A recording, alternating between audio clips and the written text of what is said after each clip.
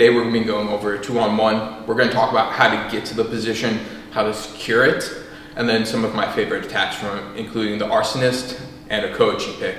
Enjoy. Hey, what's up everybody? Maxamillian Schneider here. Longtime judoka, 25 years experience, high school wrestler, D1 wrestler, working my jiu-jitsu black belt.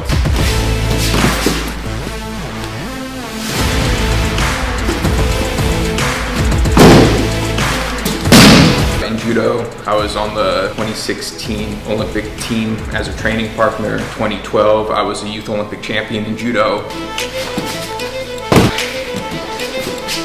Two-time Illinois state champion in wrestling, and now I'm just, learning from one of the best, Justin Flores. So there's a couple different ways we can get to a 2-on-1. I'm going to show two of the options. One is we just have someone in the stance, right? And we're going to utilize this grip, like kind of like you're catching a football, to grab the wrist, right? So we're just going to go in and get it, right? So when you go in and grab it, you don't actually need to physically grab the arm. You can just collect it here and then use the open hands to pull it through. There's no need to actually like grab onto the wrist. So we just, and then we pull it through. And as we pull it through, the top hand drops and comes high on the shoulder. When I come high on the shoulder, I'm throwing my elbow through, and then I'm going to cinch it back down. One of the really important things about 2-on-1 is getting shoulder dominance. We're declaring like high ground with the shoulders. So by coming up and pulling him under, we're putting pressure on the back of his shoulder with ours. From here, we're going to keep like a bend in the arm, and we're going to pull it in. I go double unders with my grips on the 2-on-1. I don't really like shotgunning it like this, right? I go double under and I pull this to the chest, and this should actually start applying a lot of strain to the shoulder. So I come here and I start leaning away with my shoulders, right? So those are kind of like the core components of getting to a 2-on-1. Alternatively, if they club on our head, right? So when they club, we're going to hook on the inside, we're going to step to the outside, and we're going to turn our body, right? At the same time, I'm going to look away and suck it in. I'm going to utilize this like hook grip to pull them across to do the same thing. Pull this up, transfer low, right? It's really important that when we do this club, we're not like moving away from this. This makes it very easy for them to just pull their arm back and clear the position.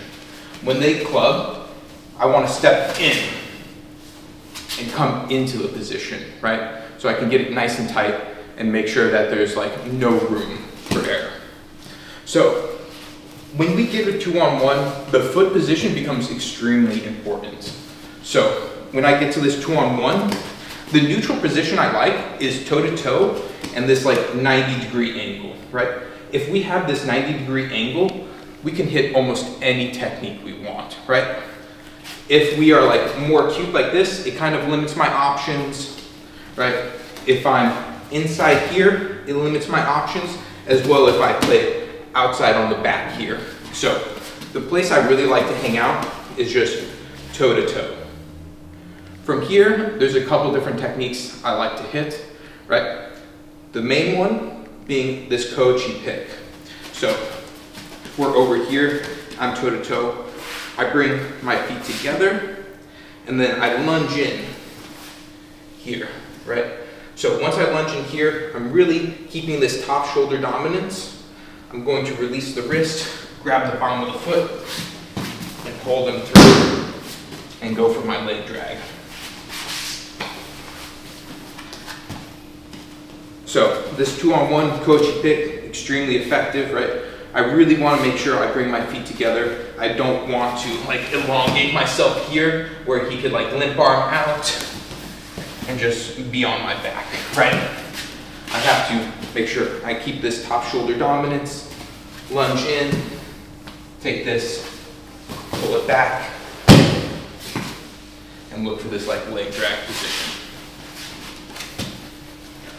Alternatively, if I'm here and we're toe to toe and I feel like this is going to be difficult for me to do, I go for a technique I call the arsonist.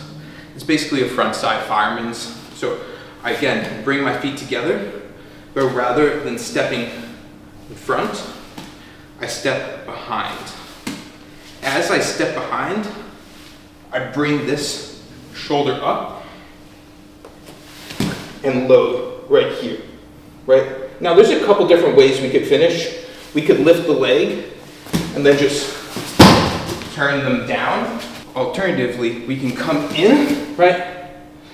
And then we can kind of S-sit. And as we S-sit, we come on top.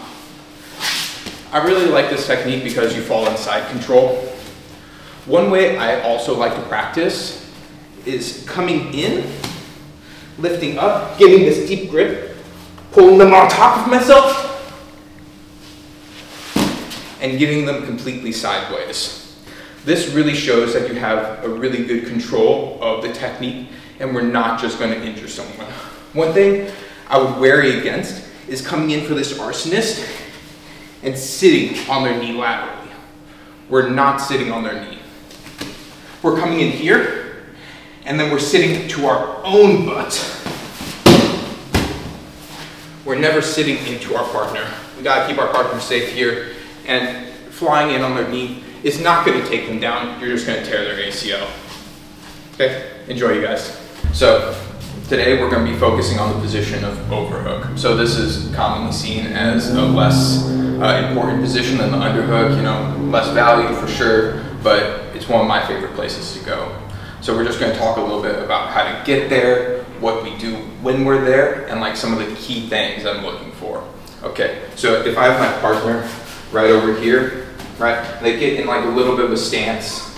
So me personally, I always want my overhook on this right side. So I will post with my rear hand and reach with the side I want the overhook. And when I reach, I make a blade and I start trying to turn and sink my thumb behind their armpit like this, right? So in this, I would love to angle off and turn them and start exposing their back. If I turn here and they do not do anything, then I can come to like a short drag. But most people, when you do this to them, they will sink that underhook, right? So I'm really looking for them to sink that underhook. Yes, so I want this position, right?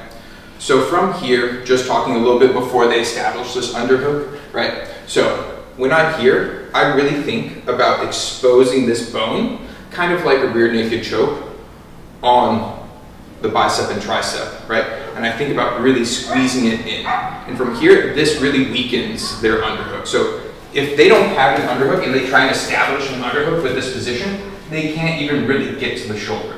So I let them get as far as I want, and then I will cinch it in, and it kind of kills their underhook. So from here, we've established a dominant position where we're actually winning the position. He has an underhook, but it's not very valuable because he can't use it for a lot of force. So I really like to hang out in this position. One of the reasons I also really like hanging out in this position because it's a built-in single leg defense, where if they try to single leg this near leg, you can just hold up their other arm and it turns into like a high crotch, which is much easier to stop than a true single leg where they just drop here, right? So I like establishing this nice solid position. So the first move I'm going to teach is one of my favorites. I use it in many different positions, but I really value it in this position right here. So it's going to be a kochi pick. So a kochi pick, I lower my level, right? I get a nice like quasi wrestling stance, but still head up because I don't want to give up front headlocks. So this is actually a perfect angle. You see how this leg closest to me is back and the far one is there? If it's switched, right, it's unavailable. But as long as you have this angle right here, where we're both kind of squaring off against each other, it's readily available. So the first thing I want to say is we have to keep top pressure. So with this top pressure on the shoulder, I'm not going to go under my partner as I step in. You have to keep this dominance on top. So as I'm coming in, I'm going to step parallel with his foot and keep this top pressure. I lower my level and I reach for this right here, right? And you can see like they're already kind of falling as you step. So top pressure, stepping parallel, and reaching, right? So a couple other key components to this is when we come in and we do this takedown, we do not want to fall with our partner. If we fall with our partner, right, we're kind of ending up in this like giving up your back situation. And we want to avoid that at all costs, right? So when we step in, right, we step, we trade, we retract, and now I like taking this leg and having the option of either feeding it across here, right, or just dragging it through. But not following through with that, but actually just staying elevated and choosing your entry after is how I really gain dominant position from this coach you pick. Okay, one more time, a little more live speed. Coach you pick.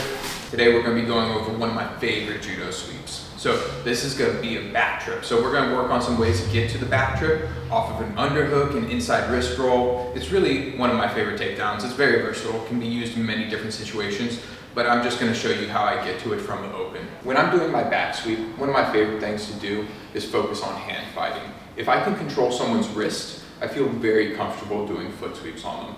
So the first grip I'm going to go for in my back sweep is an outside wrist. So I'm going 4 fingers over the top and grabbing. As I grab, I pull the wrist to me and I throw my elbow inside. As I throw my elbow inside, I release the wrist and come in as I break to the corner. When I break to this corner, I want to be facing the same direction as my partner, right? So I can start almost running with them while grabbing the hip.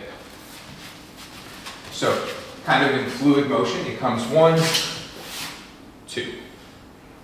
From here, I'm really powerful. I pull him to me with the hip.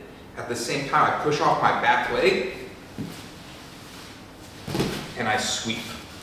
So on this sweep, I'm coming here kind of like our traditional foot sweep, like a Diashi Barai or a Kuriashi Barai, where I'm crossing my center lane. So as I come here, I'm going to cross here. So I'm reaching and trying to make contact with the bottom of my foot as it crosses my support leg. In this sweep, you're going to make contact with the thigh first, but you're going to ignore it and continue reaching for the back leg. This plays a really good role if someone decides that they're going to lift their near leg in an attempt to avoid the foot sweep. So when they lift their near leg, you're actually aiming far back leg, so you're still going to catch. So it goes inside wrist rolls, same direction, sweep the leg out.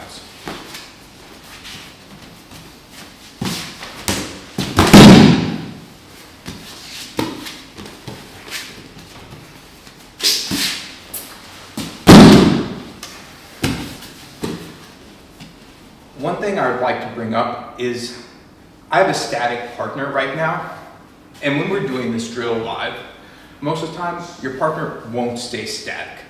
They're going to try and clear to the front. So as I'm coming in here and going for this hip, they're going to clear around the front and start trying to face me, right? They want to return to this status quo. So a lot of the times when I perform this sweep live, I never actually am able to secure this grip here. When I'm going live, I reach for it, and then I go for the sweep as they clear. And since they are clearing quickly in front, I'm still able to catch the sweep. Additionally, to the addition, this can be used for the underhook for the same purpose, but the seatbelt grip is much stronger, so I tend to shoot there first and underhook if I can't. Fun move, give it a try.